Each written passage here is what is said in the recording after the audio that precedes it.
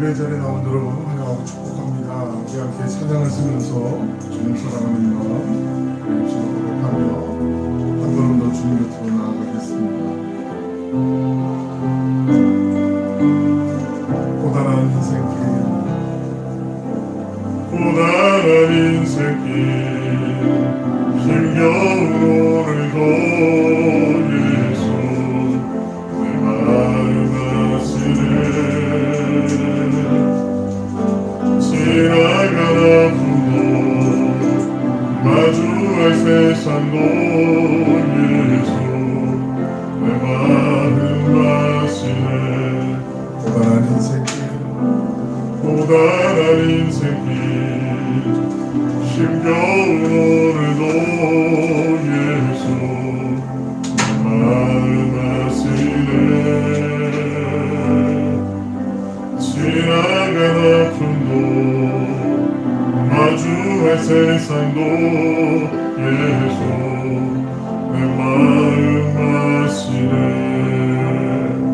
믿음의 논대로 주를 보리 이 또한 지나가리라.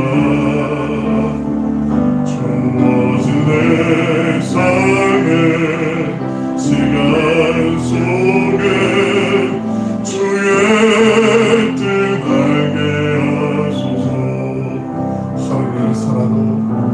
하루를 살아도 기쁨으로 가리. 예수 늘 함께 하시네. 후회도 염려도 온전히 맡기리. 예수 늘 함께 하시네. 한 번 더 고백했을까요? 하루를 살아도 기쁨으로 가리. 예수 늘 함께 하시네. 후회도 염려도 온전히 맡기리. 예수 늘 함께 하시네.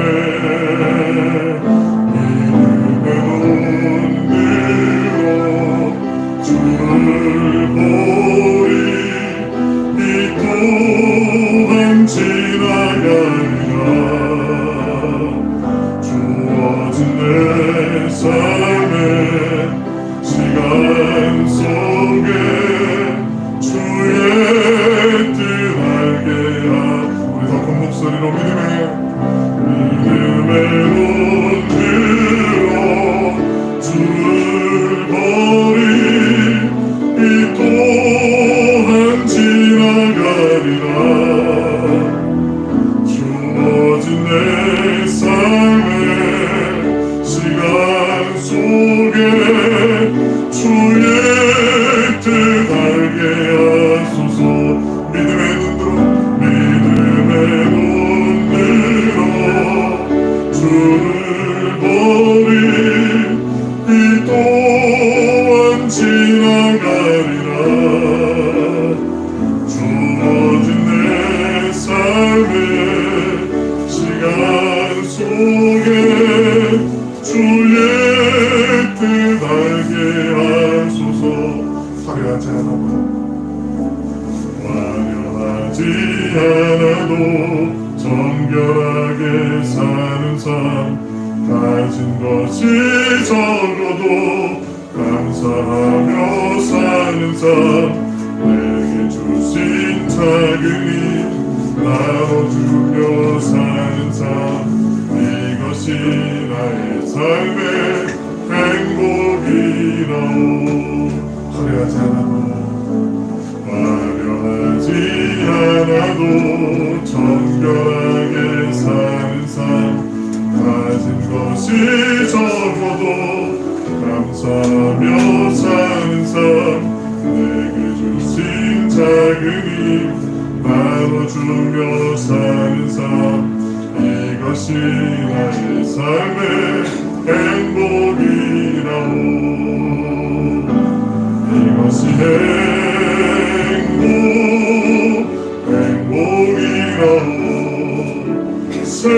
알 수 없는 하나님 선물, 이것이 행복이라오. 하나님의 자녀로 살아가는 것, 이것이 행복이라오.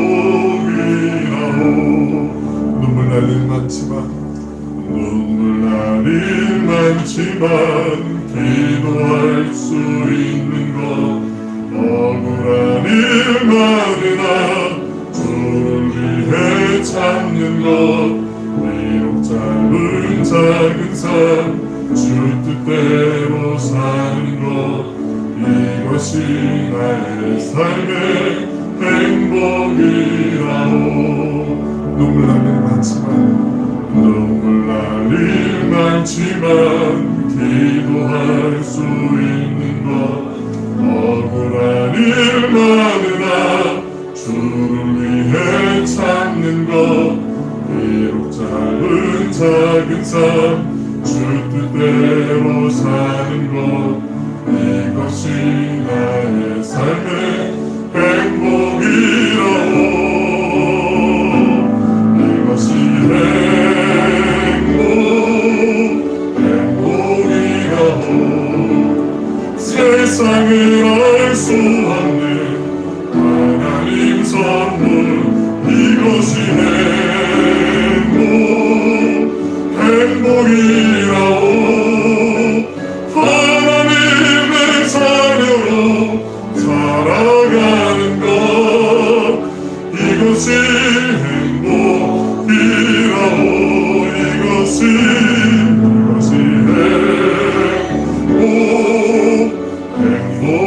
행복이라오. 세상을 알 수 없는 하나님 선물, 이것이 행복이라오.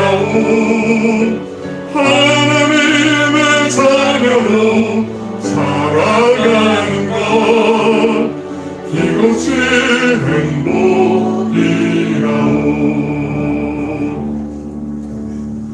우리 다 함께 자리에서 일어나셔서 주여는 마지막 주일 예배, 우리의 마음과 뜻과 정성을 모두 하나님께 올려드리겠습니다.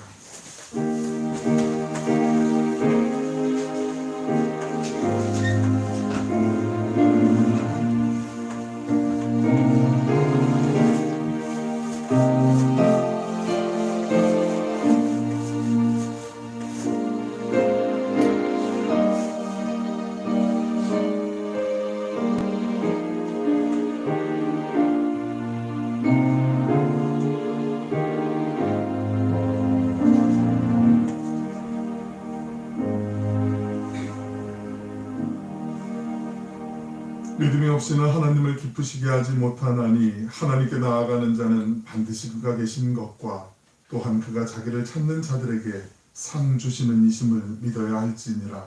사랑이 많으신 아버지 하나님, 귀하고 복된 주님의 날 우리에게 허락하여 주시고 민족의 고유명절인 설 명절 잘 건강하게 보내게 하셨다가 오늘 주님의 전에서 또한 각자의 처소에서 온라인으로 예배드리는 모든 심령마다 하나님 예배의 영을 부어주시고 사모하는 심령 위에 은혜 위에 은혜로 덧입혀 주셔서 하나님 만나는 시간, 하나님의 음성을 듣고 새기며 또 그 말씀 붙잡고 승리하는 우리 복된 믿음의 형제자매들 되게 하여 주시옵소서. 예배의 주인 되신 주님 홀로 영광 받으실 줄 믿고 감사드리며 예수님의 이름으로 기도 올리옵나이다. 아멘.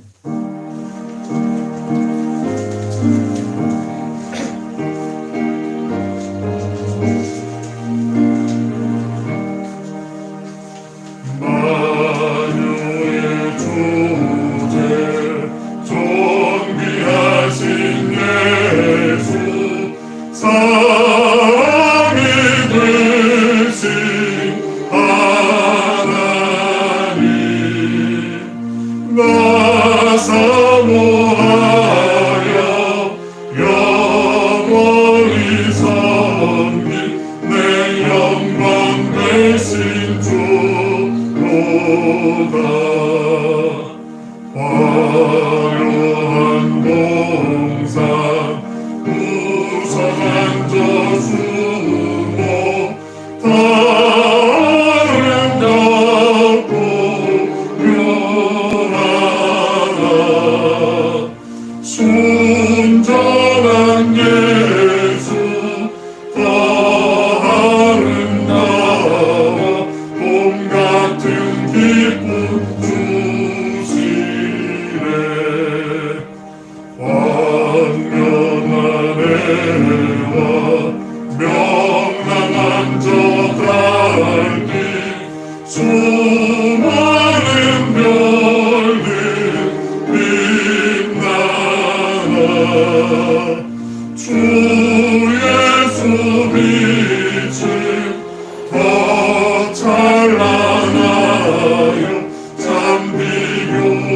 수 없도다.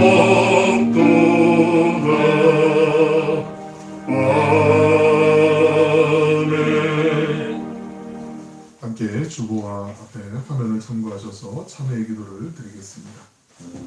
사랑과 은혜가 풍성하신 하나님, 세상이 어둡고 병들어가는 것, 세상의 정의가 사라지고 불의가 판치는 것이 우리 모두의 허물임을 고백합니다.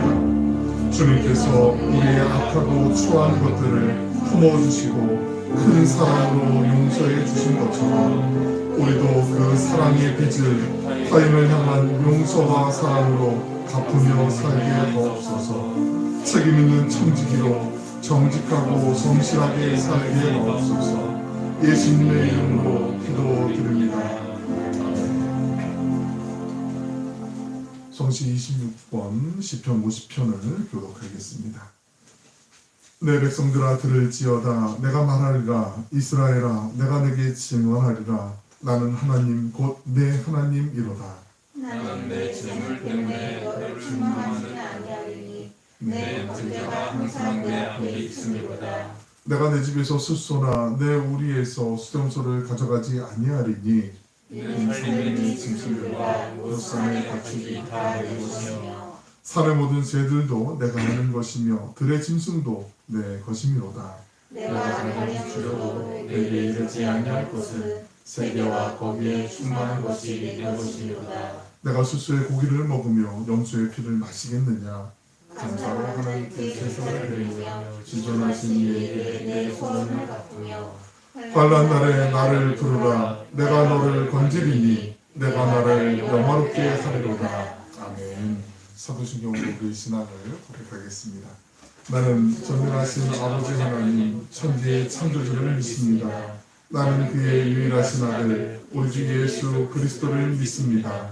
그는 성령으로 잉태되어 동정녀 마리아에게서 나시고 본디오 빌라도에게 고난을 받아 십자가에 못 박혀 죽으시고 장사된 지 사흘 만에 죽은 자 가운데서 다시 살아나셨으며 하늘에 오르시어 전능하신 아버지 하나님 우편에 앉아 계시다가 거기로부터 살아있는 자와 죽은 자를 심판하러 오십니다. 나는 성령을 믿으며 거룩한 공교회와 성도의 교제와 죄를 용서받는 것과 몸의 부활과 영생을 믿습니다. 아멘. 찬송 2장입니다.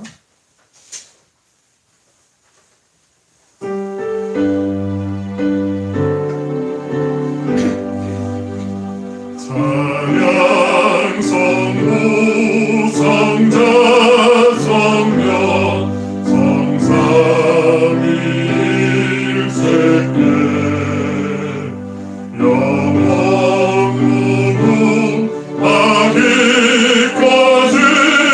영광을 돌리세.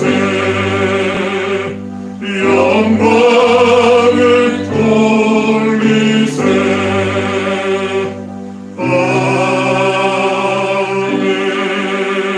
아멘. 모두 자리에 앉겠습니다. 이 시간 예배를 위해 이경희 집사님께서 기도하겠습니다.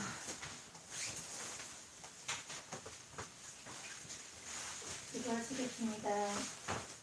사랑과 은혜가 충만하신 하나님, 거룩한 주일날 아침 하나님께 예배드릴 수 있게 허락하여 주심을 감사드립니다. 지난 주중엔 우리나라의 명절인 설이 있었습니다. 하지만 코로나19로 인하여 온 가족들이 화목하게 모여 보낼 수 없고 뿔뿔이 흩어져 각자의 삶을 살아야만 했습니다. 주일날 또한 이제는 교회로 발걸음을 향할 수 없고 각 가정에서 온라인으로 예배를 드릴 수밖에 없는 현실에 살고 있습니다. 하지만 이런 모든 상황들 속에서도 암울해하지 말고 하나님께서 주시는 평안함과 하루하루 하나님께서 허락하여 주신 소소한 삶 속에서 감사함을 느끼며 살아가는 하나님의 자녀로 살아가길 기도합니다. 아직 언제 끝날지 모르는 코로나19로 인하여 고통받고 힘들어하는 이들과 애쓰고 수고하는 세계 곳의 의료진들을 하나님께서 기억하여 주시고 저희를 긍휼히 여겨주시어 다시금 평범한 일상을 살아갈 수 있도록 허락하여 주시길 하나님께 기도드립니다. 평범하게 살아갈 수 있었던 것이 하나님께서 저희에게 허락하여 주신 얼마나 큰 축복이며 은혜였는지를 저희는 그동안 깨닫지 못하며 살아갔습니다. 이제는 이런 아무렇지도 않은 것 같은 일상들이 하나님께서 주신 얼마나 큰 축복이었는지 그리고 은혜였는지를 깨달으며 하루하루 감사함으로 살아가는 하나님의 자녀로 살아가게 하여 주시옵소서. 오늘 거룩한 주일날 저희에게 하나님의 말씀을 선포하여 주실 정명대 담임 목사님께 성령의 기름을 충만히 부어주시고 덧입혀 주시어 성령 충만함으로 하나님의 말씀을 선포하여 주시고 전하게 하여 주시옵소서. 하나님의 거룩한 말씀을 받는 저희 온누리교회 성도들 또한 하나님의 은혜로 하나님의 말씀을 깨닫는 귀한 시간 허락하여 주시옵소서. 현장 예배를 드리는 성도들도 있지만 불가피하게 온라인으로 드릴 수밖에 없는 성도들도 있습니다. 각자의 처소에서 예배 드릴 때 하나님께서 동일한 은혜를 허락하여 주시고 어디에 있든지 저희의 마음의 중심이 언제나 하나님께 온전히 향할 수 있길 바라며 기도합니다. 그리고 각자 주어진 삶을 살아갈 때 하나님께서 저희에게 주신 말씀을 저희의 마음판과 미간에 새기고 그 말씀을 기억하고 삶에 적용하며 살아가게 하시고 하나님의 말씀을 깨닫고 순종하며 살아가게 하여 주시옵소서. 정경배 담임 목사님과 그 가정을 더욱더 축복하여 주시고 하나님의 계획하심 아래 온누리 교회가 더욱더 성장할 수 있게 허락하여 주시고 저희 모든 성도들이 그리스도의 향기를 풍기며 하나님의 영광을 높이며 주님과 동행하는 삶을 살아가길 기도드립니다. 이제 시작하는 이 시간 주님께서 함께 하여 주심을 믿으며 하나님 홀로 영광 받으시는 귀한 예배의 시간이 되기를 바라옵니다. 예배의 시작과 끝을 주님께 모두 맡기오며 감사드리며 예수님의 이름으로 기도드립니다.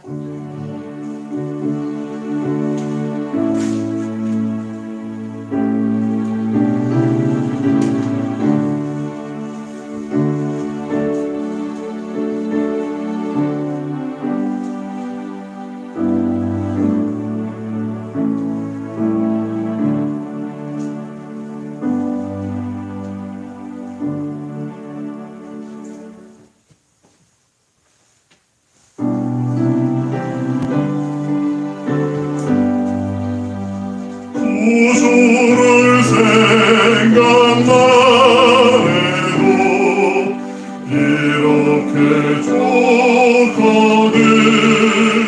출근 배울 때야 얼마나 좋으랴. 만민의 구주 예수의 귀하신 이름은 천지에 있는 이름 중 귀할 데 없도다. 참에게 하는 자에게 소망이 되시고 구하고 찾는 자에게 기쁨이 되신다. 예수의 넓은 사랑을 어찌다 말하랴. 주 사랑만을 사랑만 그 사랑 알도다. 사랑의 구주 예수여 내 기쁨 되시고 이제로부터 영원히 영광이 되소서. 아멘. 오늘 이 시간 우리에게 허락하신 하나님의 말씀은 구약성경 창세기 16장 1절로 16절까지의 말씀입니다. 창세기 16장 1절로 마지막 16절까지 조금 길지만 제가 공독해 드리겠습니다. 아브라함의 아내 사레는 출산하지 못하였고 그에게 한 여종이 있으니 애굽 사람이요 이름은 하갈이라. 사레가 아브라함에게 이르되 여호와께서 내 출산을 허락하지 아니하셨으니 원하건대 내 여종에게 들어가라. 내가 혹 그로 말미암아 자녀를 얻을까 하노라 하매 아브라함이 사레의 말을 들으니라. 아브라함의 아내 사레가 그 여종 애굽 사람 하갈을 데려다가 그 남편 아브라함에게 첩으로 준 때는 아브라함이 가나안 땅에 거주한 지 10년 후였더라. 아브라함이 하갈과 동침하였더니 하갈이 임신하매 그가 자기의 임신함을 알고 그의 여주인을 멸시한지라. 사레가 아브라함에게 이르되 내가 받는 모욕은 당신이 받아야 옳도다.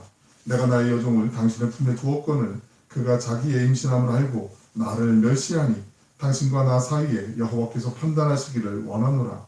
아브라함이 사레에게 이르되 당신의 여종은 당신의 수중에 있으니 당신의 눈에 좋을 대로 그에게 행하라 하매 사레가 하갈을 학대하였더니 하갈이 사레 앞에서 도망하였더라. 여호와의 사자가 광야의 샘물 곧 술길 샘 곁에서 그를 만나 이르되 사레의 여종 하갈아 내가 어디서 왔으며 어디로 가느냐. 그가 이르되 나는 내 여주인 사레를 피하여 도망하나이다. 여호와의 사자가 그에게 이르되 내 여주인에게로 돌아가서 그 수하에 복종하라. 여호와의 사자가 또 그에게 이르되 내가 내 씨를 크게 번성하여 그 수가 많아 셀 수 없게 하리라. 여호와의 사자가 또 그에게 이르되 내가 임신하였은즉 아들을 낳으리니 그 이름을 이스마엘이라 하라. 이는 여호와께서 내 고통을 들으셨음이니라. 그가 사람 중에 들나귀같이 되리니 그의 손이 모든 사람을 치겠고 모든 사람의 손이 그를 칠지며 그가 모든 형제와 대항해서 살리라 하니라. 하갈이 자기에게 이르신 여호와의 이름을 나를 살피시는 하나님이라 하였으니 이는 내가 어떻게 여기서 나를 살피시는 하나님을 배웠는고 하니라. 이러므로 그 샘을 브엘라헤로이라 불렀으며 그것은 가데스와 베레스 사이에 있더라. 하갈이 아브라함의 아들을 낳음에 아브라함이 하갈을 낳은 그 아들을 이름하여 이스마엘이라 하였더라. 하갈이 아브라함에게 이스마엘을 낳았을 때 아브라함이 86세였더라. 아멘. 복된 날 주님의 전에 나오신 여러분 한 분 한 분 주의 이름으로 환영하고 축복합니다. 또 온라인으로 예배드리는 모든 분에게도 주님의 동일한 은혜가 함께 하시길 축복합니다. 오늘 오랜만에 우리 많은 분들이 오신 것 같아요. 또 이제 저는 오랜만에 뵙는데 너무 반갑고요. 이사 가신 줄 알고 지난주에 광고했다가 이사가 아니라 이제 참 멀리 왔다 갔다 하시는 게 참 불편하실 텐데 아무튼 건강하게 또 우리 예루살렘에도 잘 다니고 또 주님 안에서 복된 일들 많아지시길 축복합니다. 그 창세기 16장은요 구조적으로 이게 좀 주목할 만한 장이긴 해요. 1장 처음 17장 1절의 시작은 아브라함의 아내 사레가 자식을 낳지 못했다는 문장으로 시작했는데 마지막 16절은 하갈이 아브라함에게 이스마엘이라는 아들을 낳아주었다는 문장으로 마무리가 된단 말이죠. 지난 시간에 우리가 살펴봤지만 하나님은 아브라함에게 네 자손이 하늘의 별과 같이 많아질 것이라는 아주 큰 비전을 주셨습니다. 하지만 이게 비전인데 당장 현실에는 아무런 일이 일어나지 않았어요. 그래서 자녀를 낳지 못하는 것이 이게 단순한 수치 이상의 그때 당시에 고통이 따랐던 관습이 있었는데 이 사례의 마음이요 너무나 힘든 거예요. 근심이 그칠 날이 없는 거예요. 그래서 조급한 마음에 그릇된 방법을 이제 찾아보게 되고 선택하게 되는 거죠. 우리 본문 2절에 있는 말씀, 2절 말씀 같이 한번 읽어보겠습니다. 시작. 사레가 아브라함에게 이르되 여호와께서 내 출산을 허락하지 아니하셨으니 원하건대 내 여종에게 들어가라. 내가 혹 그로 말미암아 자녀를 얻을까 하노라 하매 아브라함이 사레의 말을 들으니라. 여호와께서 내 출산을 허락하지 아니하셨으니 이 말만 놓고 보면 이게 성경에서 이제 사례가 처음 하는 말이거든요. 적대사예요 이게. 근데 어떻게 보면 신앙적인 태도에서 나온 말 같은데 전혀 이게 그렇지 않은 거 우리가 알고 있잖아요. 아이가 안 생긴 거에 대해서 사례는 하나님을 원망하는 마음, 하나님께 좀 서운한 마음이 있었지요. 사례는 하나님이 아기를 아예 안 주시기로 한 것처럼 단정져서 말을 해요. 여호와께서 내 출산을 허락하지 아니하셨으니 이미 자기가 성급하게 결론을 내리고 있어요. 자기 마음대로 다 결정된 거죠. 그러나 하나님이 아직 안 주신 것이지 아예 안 주신 게 아니잖아요. 좀 기다리면서 기다리면서 하나님이 왜 이렇게 더디 약속을 나는 좀 마음이 급한데 왜 이렇게 더디 가게 하실까 기도하다 보면 영적인 깨달음이 분명히 있었을 텐데 사라의 마음이 어려워지니까 자기 나름대로 하나님의 뜻이 과연 뭘까? 이렇게 좀 뒤집어 보는 거예요. 반추하잖아요, 우리는. 왜 이런 상황이 일어날까? 뒤집어 보면은 어느 정도 해결의 신발이가 보이는 것처럼 사례도 마음속으로 하나님을 알기 때문에 하나님이 과연 어떤 마음을 갖고 우리에게 허락하실까 아마 많이 궁리를 했을 거란 말이죠. 하나님께서 자신의 남편인 아브라함을 통해서 하늘의 별과 같이 많은 자손들의 조상이 되겠다고 약속하셨는데 가만히 생각해 보니까 남편은 아직 좀 자녀를 낳을 만한 좀 힘이 있는 것 같아요. 근데 문제가 사례 자신에게 있는 게 아닌가 스스로 이제 생각해 보게 되는 거죠. 하나님께서 남편 아브라함에게 많은 자손의 아버지가 될 것이라고 하셨지만 어머니가 반드시 살에 넣어야 된다는 말씀은 안 하셨으니까 그렇다면 이때 당시 관습대로 내 여종을 좀 주어서 아기를 낳게 하는 것이 하나님의 뜻일 수도 있지 않을까? 사례는 나름대로 여러 가지 궁리를 하면서 그렇게 하나님의 뜻을 해석한 거죠. 잘못된 생각을 하고 있는 사례의 눈에 마침 애굽에 갔을 때 파라오가 주었던 그 애굽의 여종 하갈이 있잖아요. 하갈이 눈에 딱 들어오는 거예요. 갑자기 이제 들어오는 거죠. 제가 우리 이제 리빌딩 하면서 이제 이름 바꿔가면서 한동안 이제 아내하고 같이 이제 인터넷뿐만 아니라 이제 다니면서 차 움직일 때 한동안 계속 한 일주일 넘게 간판만 봤어요. 간판이 어떤 게 좋을까, 어떤 디자인이 좋을까, 어떤 식으로 좋을까.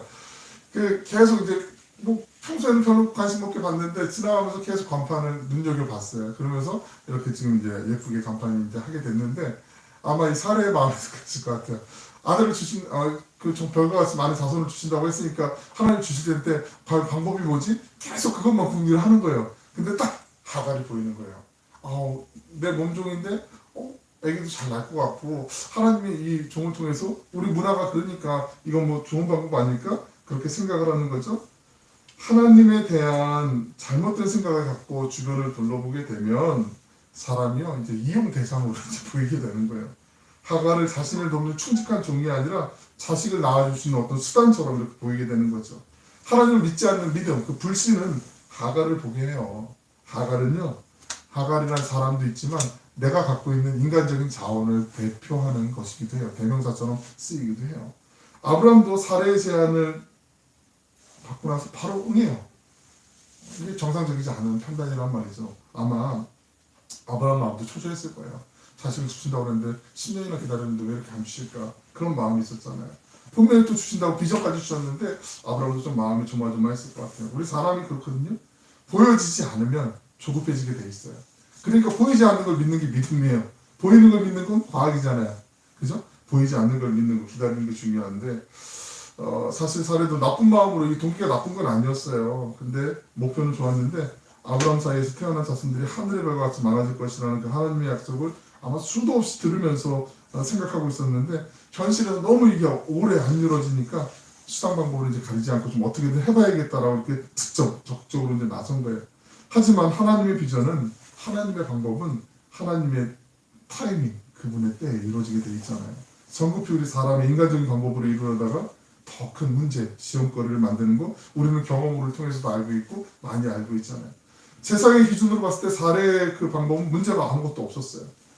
아까도 말씀드렸지만 이게 사례가 태어나서 자랐던 갈대아 우르 지역, 그 메소포타미아 지역은 이게 문화였어요.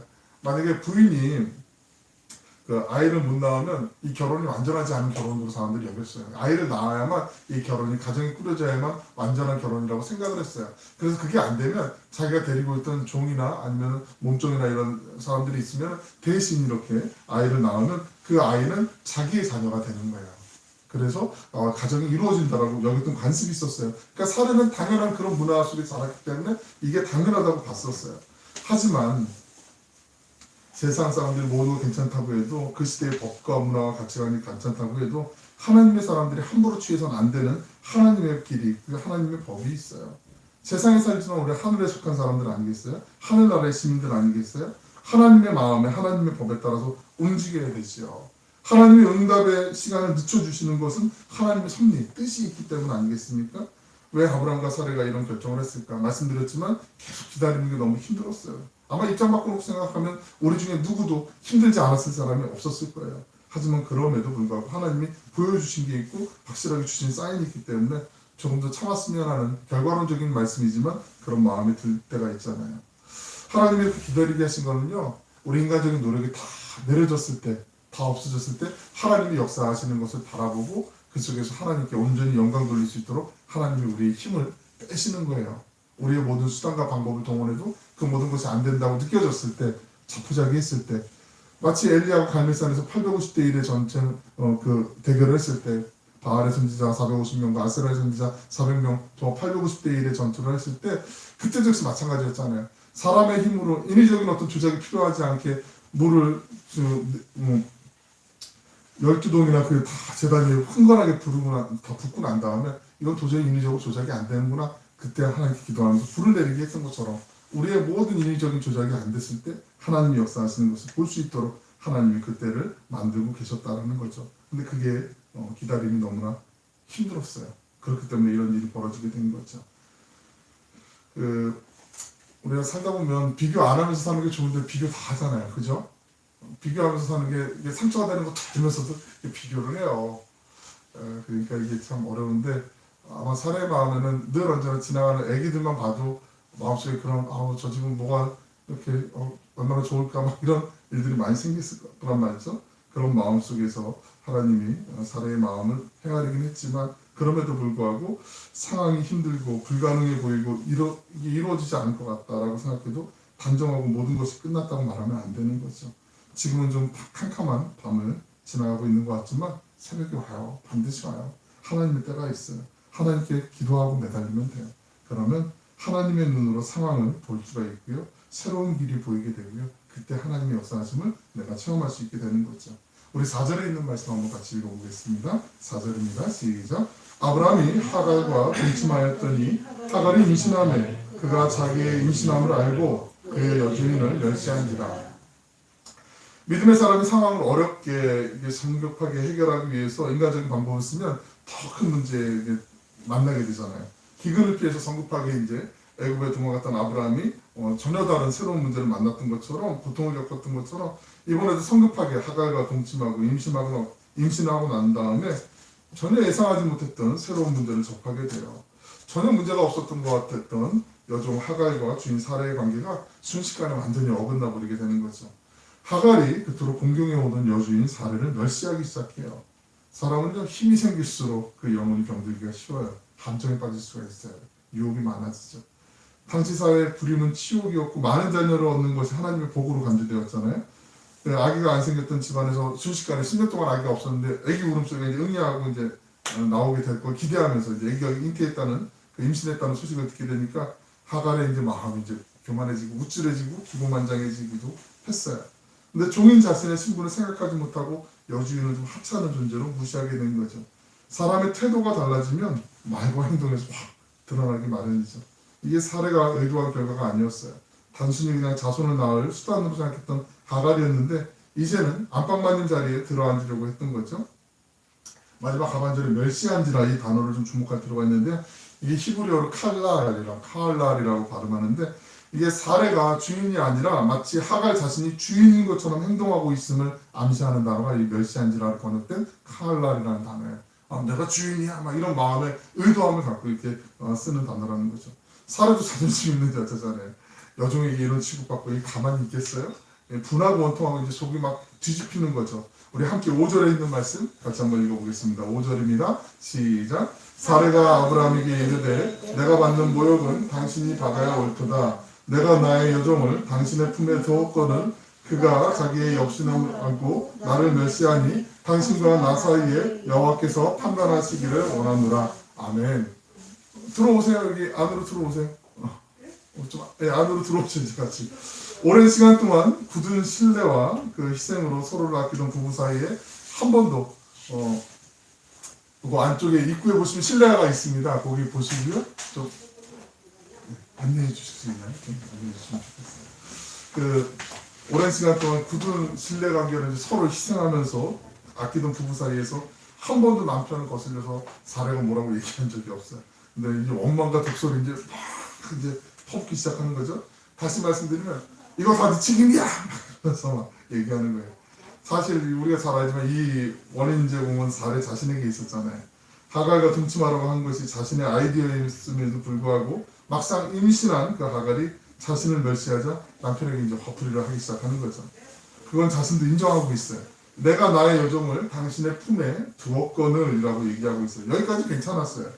그 다음에 자기가 전혀 예상하지 못한 상황으로 전개가 되는 거죠. 그가 자기의 임신함을 알고 나를 멸시하니, 멸시했다라고 말씀드렸죠. 아까 칼날. 그래서 사례의 마음 분노로 가득 차서 이성을 잃어버리게 된 거죠. 막 흥분한 그 사례는 자신의 잘못이 명백함에도 불구하고 아브라함에게 하나님 앞에서 시시비비 잘잘못을 가리자고 그렇게 요구하고 있어요. 그것도 하나님의 이름까지 막 들먹이면서 말하는 거죠. 믿음의 여성이었던 사례였지만 하갈의 멸시를 견디지 못하고 분한 마음으로 그렇게 가득 차 있었습니다. 사람이 마음이 급해지면 이성을 잃게 되잖아요. 그런 말과 행동이 막 격해지고 감정적이고 막 충동적이 되게 돼 있어요. 어떤 믿음 좋은 한 남자가 있었어요. 외딴섬 바닷가에 살고 있었는데 외딴섬 바닷가에서 하나님께 아주 간절하게 기도를 드리고 있었어요. 하나님 제 소원 하나만 좀 제발 좀 들어주세요. 그러자 하늘에서 하나님의 음성이 막 들려오는 거죠. 말해봐라. 무엇이 필요하냐? 뭘 원하냐? 이때 남자가 하나님 이 섬에서 육지까지 하는 게 너무 힘들어요. 육지까지 좀 다리 좀 하나 놔주세요. 이렇게 기도를 했어요.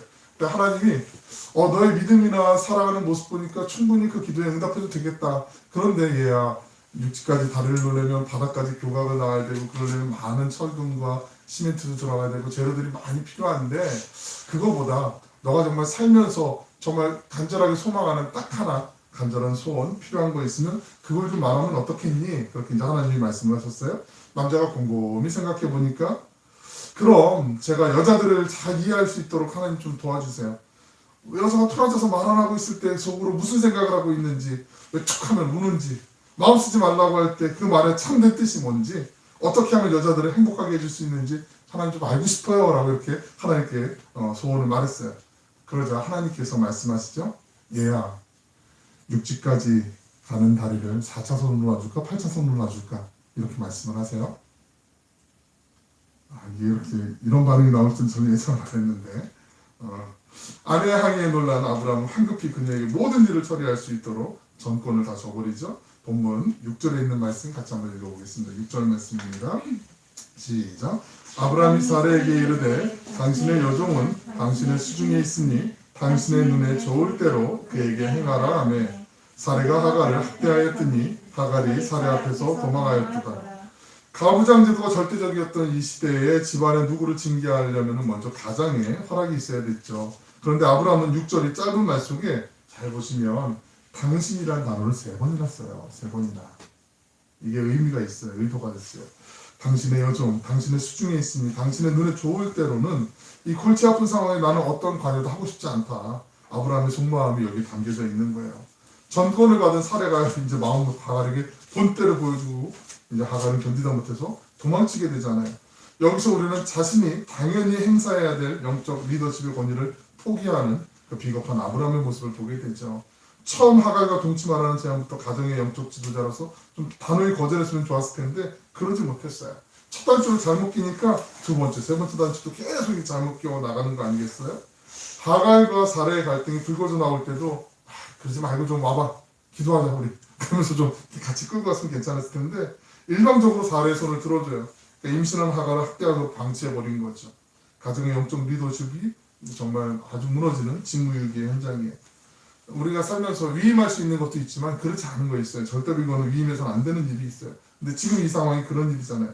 이게 막 사례의 분노가 너무 가득해갖고 이제 뭐 거의 죽일 것처럼 달려들잖아요. 어떻게 할 거라는 거 뻔히 불보듯이 뻔히 알고 있는데 아브라함이 아내 사례에 그 흥분을 좀 가라앉혀야 했는데 하나님 앞에 기도하면서 리더가 좀 책임을 지고 풀어야 되는데 계속해서 이게 나는 모르겠어 그냥 알아서 해봐 막 이러면서 막 비겁하게 좀 뒤로 이제 한 발 뺀 거예요. 2발, 3발 뺀 거예요. 하나님을 기다리지 못하고 조급한 마음에 이 세상적인 방법을 택해 문제를 해결하려던 그 사례로 인해서 아브라함 가정이요. 그 순식간에 이제까지 없었던 그 다툼과 분열이 일어나게 돼요. 하나님을 거역하던 사람들과의 관계도 악화되는 거죠. 하갈은 사례의 학대를 견디다 못해 도망을 치게 되죠. 우리 16장 7절에 있는 말씀 보면 술이라고 나와 있는데 이 수르 광야를 얘기하는 거거든요. 이거는요. 그 수르 광야의 샘물곁 길 옆에 있는 오아시스에서 잠시 이제 숨을 돌리게 돼요. 하갈의 입장에서 보면 상황이 얼마나 원통하고 애통하고 힘들었겠어요. 자기를 임신시킨 아브람도 자기를 모른 척하고 방치하고 있고, 여주인 사례도 자기를 미워하고 학대하고 있어요. 도망쳐 나오긴 나왔어요. 근데 어디 가서 하소연할 데가 없어요. 내가 얘기를 하고 싶은데 얘기를 들어줄 사람이 없는 것처럼 답답한 게 어딨어요. 그러니까 막 정말 힘들잖아요. 사람이 살지 않는 광야에서 겨우 오아시스를 발견해서 거기에 앉아가지고 절망과 좌절을 그냥 쏟아내고 있었어요. 그런데 하나님께서 천사를 보내서 그녀를 만나서 말씀하시죠. 창세기 16장 7절에는요, 성경에서 제일 처음 천사가 등장하는 구절이에요. 야, 창세기 우리 앞부분을 계속 시리즈로 보다 보니까 처음 등장하는 얘기들을 많이 보게 돼요. 하나님은 학대받는 사람들의 그 마음의 처지를 알아주시잖아요.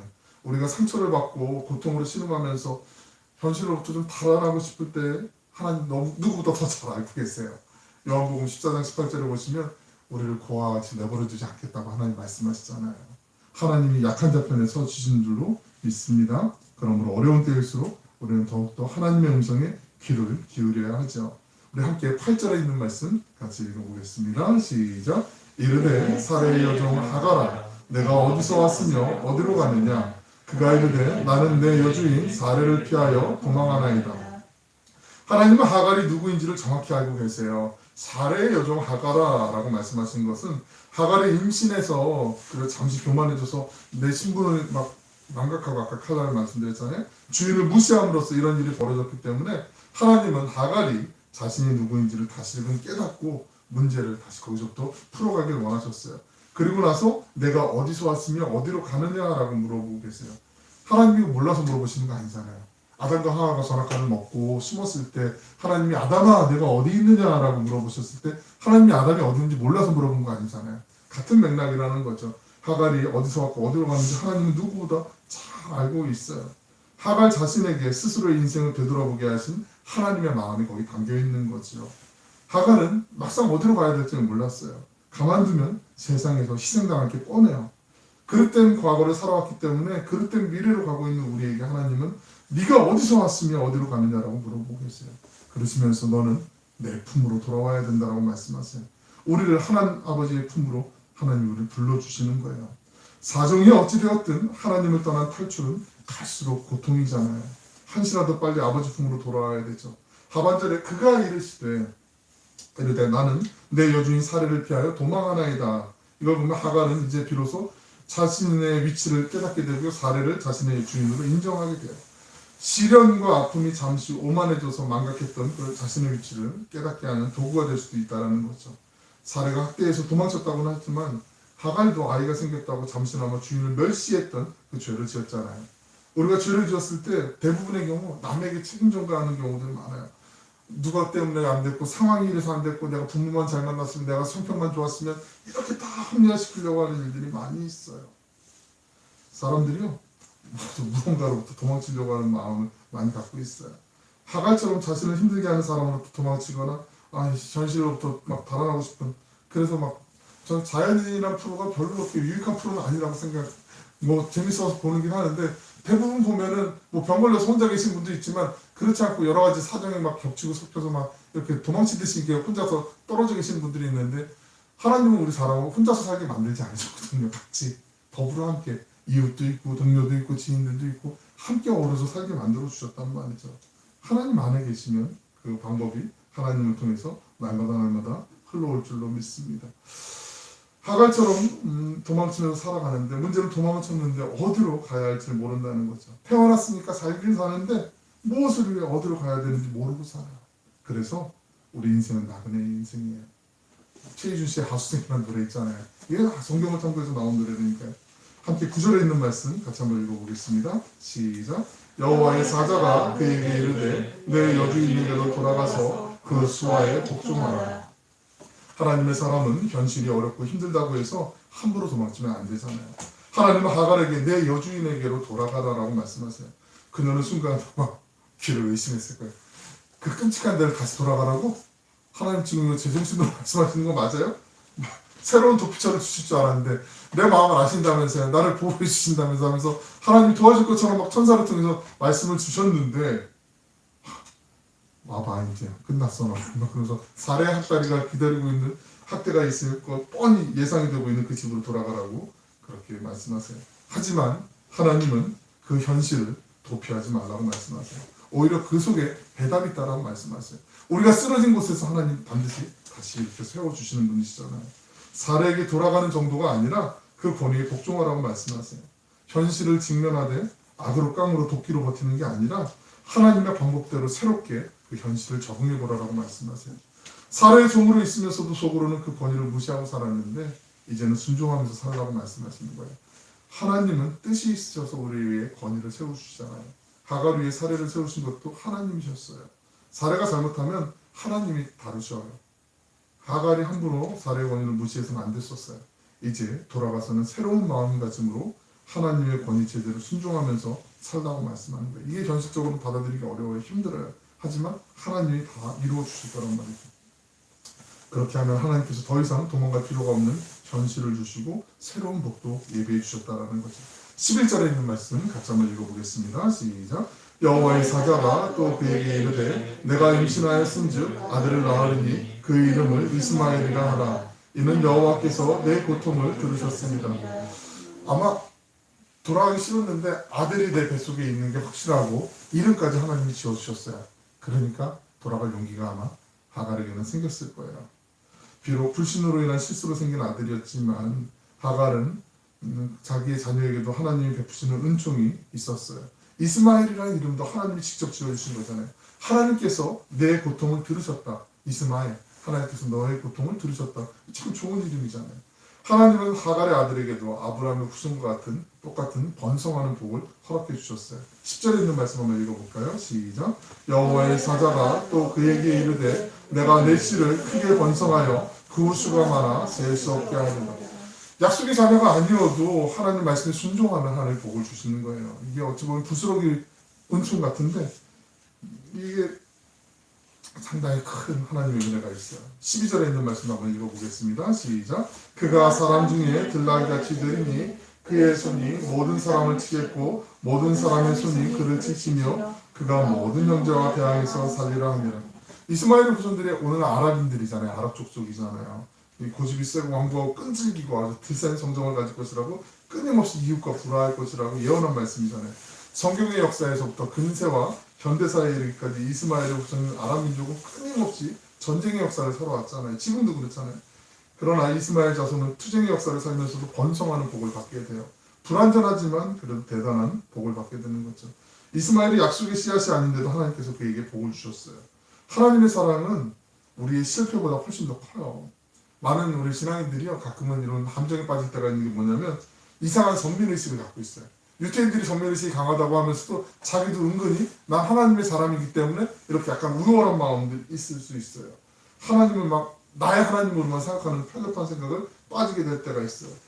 자신들의 하나님이 이방인의 하나님이 될 수 없다라고 생각할 때가 있어요. 하지만 하나님은 유대인의 하나님뿐 아니라 이방인들에게도 구원의 복음을 주셨어요. 하나님은 한국만 사랑한 게 아니라 북한도 사랑하세요. 이스라엘만 사랑하시는 게 아니라 아랍도 사랑하세요. 모든 피조물이 하나님의 자녀가 돼야 되고 하나님의 것이 돼야 돼요. 하나님께로 다 돌아올 때까지 하나님은 오늘도 쉬지 않고 그 당신의 역사를 주관하고 계시는 거잖아요. 근데 우리 먼저 믿는 사람들이요 신앙생활 좀 하는 사람들이 그걸 어떻게 저 사람이 어떻게 신앙생활하고 어떻게 교회에서 저런 자리에 앉고 이런 생각을 가질 때가 있어요. 이게 함정일 수 있거든요. 하나님이 주시는 마음이 아닐 수 있거든요. 하나님은 되게 우리가 생각하는 것 이상으로 넓고 크신 분이라는 거, 그 사랑 또한 그렇게 넓고 크시다라는 거 우리가 꼭 기억해야 됩니다. 비록 사라의 무리수로 인해서 문제가 생겼지만 그래도 하나님은 문제에 불 수 있는 하갈과 그녀의 아들 이스마엘에게 복을 주셨어요. 하나님은 절대로 실수 없는 분이잖아요. 인간의 실수와 부족함으로 인해 생긴 상황도 하나님은 변함없이 은혜로 바꿔주세요. 창세기 50장에 보시면 요셉에게 하나님이 주신 말씀이 있어요. 요셉이 하나님의 그 은혜를 받아서 자기 형들에게 얘기잖아요. 당신들은 나를 해하려 했지만 하나님은 그 악을 선으로 바꾸셨다라고. 어떠한 상황도 하나님이 바꾸시면 만져주시면 나쁜 것도 악한 것도요 힘든 것도요 좋은 것으로 선한 것으로 예쁜 것으로 바뀌게 되어 있어요. 그게 하나님의 은혜라니까요. 하나님이 오늘 이스마엘의 가정에서도 그런 은혜를 주세요. 그리고 13절에서 하갈은 자신이 만난 하나님의 이름을요 나를 살피시는 하나님, 즉 엘로이, 나를 살피시는 하나님이라고 불렀어요. 우리 13절 말씀 한번 같이 읽어볼까요? 시작. 하갈이 자기에게 이르신 여호와의 이름을 나를 살피시는 하나님이라 하였으니 이는 내가 어떻게 여기서 나를 살피시는 하나님을 배웠는고 함이라. 이거 오늘 좀 텍스트가 길어가지고 좀 길어질 수 있는데 나눌까 말까 생각했는데 그냥 쭉 갔는데, 나를 살피시는 하나님 엘로이, 이 하나님을 만나는 것 자체가요 이게 두렵고 떨리는 일이고 하나님을 아련하면 죽음이었잖아요 구약은. 그런데 그럼에도 불구하고 하나님을 직접 만나게 됐다는 그 기쁨과 안도감과 감사가 묻어있는 말씀이라는 거죠. 광야에서 방황하고 있는 하갈에게 나타나서 위로와 소망을 주시고 다시 그 집으로 인도해 주신 그 하나님이 오늘날도 광야 같은 메마른 세상에서 갈등하고 방황하는 하나님의 백성들을 찾아오세요. 그리고 격려해 주세요. 그리고 그 손을 잡아 일으켜 주세요. 그리고 우리에게 하나님의 영원한 집으로 인도해 주시는 줄로 믿습니다. 자세한 설명은 성경에 나와 있지 않지만 집으로 돌아온 그 하갈을 사르는 더 이상 학대하지 않았어요. 하갈이 이 수루 광야 길가 샘물 곁에서 하나님의 천사, 즉 하나님을 만난 이야기를 쭉 널어놓고 하자. 이게 진짜인지 아닌지 들어보면 알잖아요. 아마 아브라함과 사레의 마음에 감동도 있었을 거고 그 얘기를 믿었을 거예요. 또한 하갈이 이전과는 다른 겸손한 태도로 주인을 대했을 거고 사레의 마음 또한 하나님이 좀 만져주셔서 부드럽게 해주셨을 거예요. 다시 학대받을 각오를 하고 하나님을 믿고 순종해서 돌아온 하갈을 하나님이 지켜주셨을 거예요. 그러니까 아들의 이름은 이스마엘이라고 지은 거예요. 이 얘기를 안 믿었으면 내 자식을 내 마음대로 이름을 짓지 하고 아브라함이 아마 거부했을 수도 있는데 하나님 만난 이야기를 믿었을 거예요. 순종하면 하나님이 지켜주세요. 그래서 하갈은 무사히 아브라함의 아들 이스마엘을 낳게 되죠. 사레의 조급함으로 인해서 벌어진 많은 사건에도 불구하고 하나님의 마음은 결코 흔들리지 않아요. 사레를 통해서 이삭을 태어나게 해서 약속의 자손을 만든다는 하나님의 뜻은 계속 진행되고 있어요. 그러나 인간의 조급함으로 인해서 태어난 이스마엘 자손에게도 하나님의 은총이 내려진다는 거죠. 사레와 아브라함, 하갈 모두의 잘못에도 불구하고 하나님은 이들 모두에게 은혜를 베풀어 주세요. 우리 다음 주에 보시겠지만 이러고 나서 14년 동안 하나님이 아브라함과의 이야기가 단절돼요. 99세 때 하나님이 다시 나타나게 돼요. 13년간의 하나님의 침묵이 있어요. 하나님 말씀에 불순종했을 때 나타나는 어떤 응징 같은 부분이 돼요. 다음 시간에 한번 나눠보도록 하고요. 우리가 살아가면서 기도의 응답이 덧다고 느껴져도 우리의 계획이나 판단이 아닌 그 하나님의 섭리 안에서 가장 적당한 때에 우리에게 가장 적당한 것을 주시려고 은혜를 예비해 주신 그 주님을 우리가 신뢰하는 것이 정말 중요합니다. 그 믿음 안에서 우리가 성실하게 땀 흘린 열매를 누리고 나누는 그 행복의 주인공들 되시길 주님의 이름으로 간절히 축원합니다. 우리 기도하겠습니다. 사랑하여 풍성하시고 자비로우신 아버지 하나님, 우리 살아가면서 날마다 조급해하고 성급했던 우리의 인생을 불쌍히 여겨주시고 우리의 작은 믿음에 긍휼을 베풀어 주시옵소서. 살아가면서 실수도 많고 연약한 우리의 모습을 돌봐주시고 늘 은총으로 선하게 인도해 주시는 주님을 기억하며 순종하고 인내하는 우리의 마음이 되게 하여 주옵소서. 사랑하는 오늘의 교회 믿음의 가족들 몸과 마음과 영혼의 건강함을 주시길 원합니다. 또한 주님의 나라를 위해서 사역의 현장에서 믿음과 순종의 씨앗을 심는 모든 선교사님들, 사역자들 영혼간의 건강과 하늘의 평화와 은총으로 가득 채워 주시옵소서. 이 코로나 팬데믹의 상황이 속히 종결될 수 있도록 하나님께서 붙잡아 주시고 우리 환자들과 의료진들, 방역에 수고하는 모든 분들에게 힘과 마음의 위로를 허락해 주옵소서. 우리 교회가 하나님의 마음에 합한 교회가 되게 하여 주시고 하나님의 뜻을 이 땅 가운데 이루어가는 선한 청지기의 사명을 잘 감당케 하여 주시옵소서. 감사드리며 예수님의 이름으로 기도 올려옵나이다. 아멘. 찬송 522장입니다.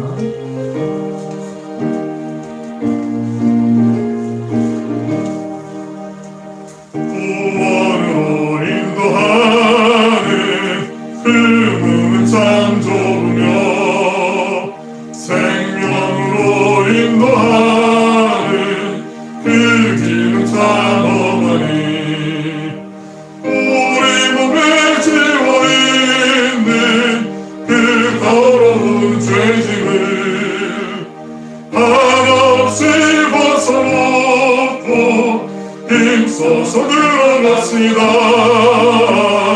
구원으로 인도하는 그 좁은 문 들어가 영생으로 인도하는 그 생명길 갑시다. 이 세상에 많은 사람 큰 문으로 들어가 넓은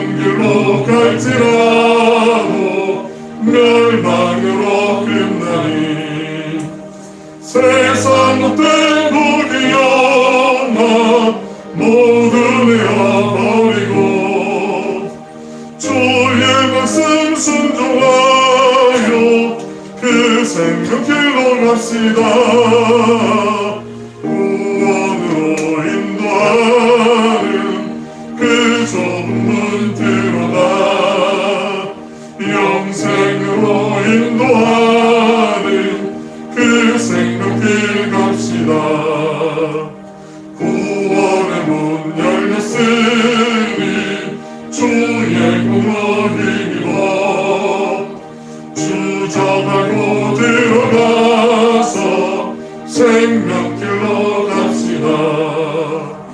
구원의 문 닫힌 후에 들어가고 싶구나.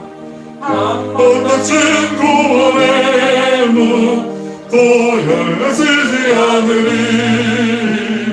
구원으로 인도하는 그 좁은 문 들어가 영생으로 인도하는 그 생명길 갑시다. 네. 교회 소식 우리 다 알고 계시고요. 이번 주 수요일 날이 제의 수요일, 애쉬 웬스데이라고 해서 제의 수요일 혹은 성회 수요일로 요즘 부르기도 하는데요. 이번 주 수요일부터 이제 사순절이 시작이 돼요. 예수님이 고난 받으신 그 사실을 기억하면서 물론 주일 날은 카운트가 안 되고요.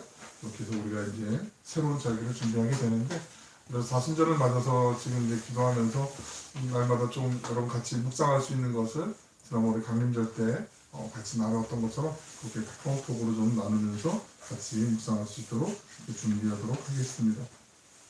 성경통도 이게 꾸준하게 해야 되니까 나는 이미 끝난다고 그러고 작심삼일 기쁘게 하는 분들도 있는 것 같은데 그렇지 마시고 한번 쭉 같이 한번 말씀의 감동에 따라서 좀 하시면 좋겠고요.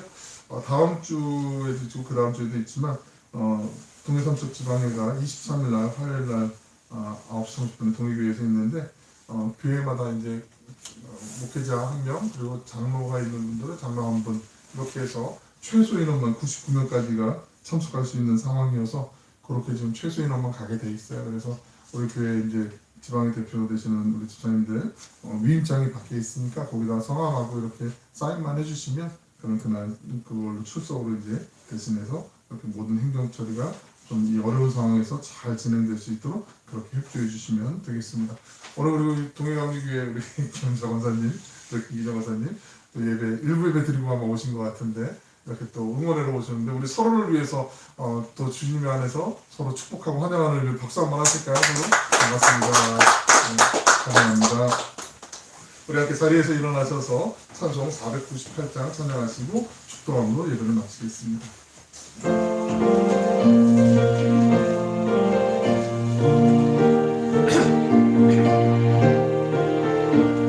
저 죽어가는 자 다 구원하고 죽음과 죄에서 건져내며 죄인을 위하여 늘 애통하며 예수의 공로로 구원하네. 저 죽어가는 자 예수를 믿어 그 은혜 힘입어 다 살겠네. 주 믿지 않는 자 불쌍히 여겨 참 회개할 때를 기다리네. 열심을 다하여 인도해보세. 예수를 믿으면 다 살겠네. 저 죽어가는 자 예수를 믿어 그 은혜 힘입어 다 살겠네. 저 죽어가는 자 구원의 내야 우리의 본분을 다하리니. 예수의 구원을 전파할 때에 그 크신 능력을 다 주시네. 저 죽어가는 자 예수를 믿어 그 은혜 힘입어 다 살겠네. 아멘. 기도하시겠습니다. 사랑하며 풍성하신 아버지 하나님, 주님 앞에 예물 정성을 다해 드리는 심령들이 있습니다. 10의 1을 구별하고 감사의 마음을 담아 또 선교의 예물로 주일 예물로 주님 앞에 예물 드리는 그 마음들 주님께서 기쁨으로 받으신 줄로 믿사오니 하나님의 뜻에 합당하게 아름답게 선용되는 물질이 되게 하여 주옵소서. 우리가 이 세상 살아갈 때 물질 때문에 공경에 처하지 않도록 하늘의 은혜로 함께하여 주시고 하늘의 능력으로 함께하여 주시옵소서. 허투루 새는 곳이 없도록 우리 모두의 건강과 삶의 형편도 주님께서 지켜주시고 보호해 주실 줄로 믿습니다. 우리의 간절한 필요를 누구보다 잘 아시는 주님께서 하나님의 때에 하나님의 방법으로 우리의 모든 것들을 채우심을 기대하면서 나아갈 때마다 하나님 우리 각자의 삶을 통해서 가정의 삶을 통해서 우리의 사업의 현장에서 하나님의 아름다운 은혜를 주신 그 풍성한 주님의 것들을 아름답게 흘려보낼 수 있는 은혜의 통로된 삶이 되게 하여 주시옵소서. 드려진 예물을 통해서 교회가 건강하게 세워져 가게 하여 주시고 하나님의 나라를 세우는 아름다운 곳에 선용되도록 인도하여 주시옵소서. 이제는 길과 진리와 생명이 되신 예수 그리스도의 은혜와 하나님의 신실하신 변함없는 그 사랑하심과 거룩하신 성령님의 감화 감동 충만하게 하시는 교통 말씀이 하나님의 때를 기다리며 하나님의 마음을 품고 인내하며 주님 뜻 안에서 주님이 이끌어 가심을 기대하며 세상으로 나아가는 이곳에 모인 모든 예배자들 머리 위에 그 가정 위에 뜻을 품고 행하는 모든 일들 가운데 이 나라 이 민족 위에 이제로부터 영원토록 함께하여 주시기를 간절히 축원하옵나이다. 아멘.